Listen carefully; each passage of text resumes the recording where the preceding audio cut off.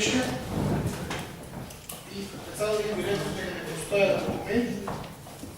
Чуме стратегия за интеграция на бежанци странци в Република Македония от 1915 година.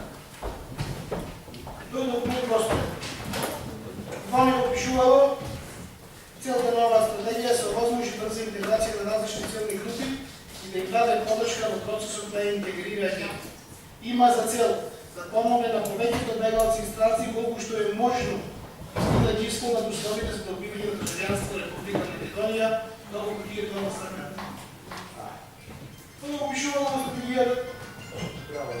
По исто време се майки го предвид дека некои от нив може да се вадат по земята на потекло, ако условите во тая земја се промени. Значи ова го пишувало, ова сте го читали се години? Никога ще сте го читали сега.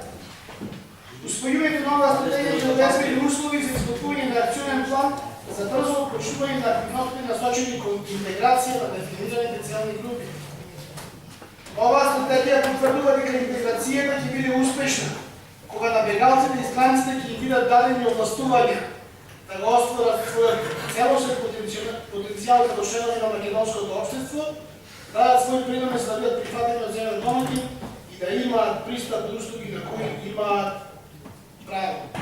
Сите овие работи сте ги пишувале, меѓутоа сега се сетивте пред локалните избори да закажете референдум на денот на локалните избори, да ги отфрлите ваквите стратегии, иако за оваа стратегија не закажате референдум, да ги отфрлите ваквите стратегии и да зборувате за бегалци, наместо што го реков реалните комунални проблеми на луѓето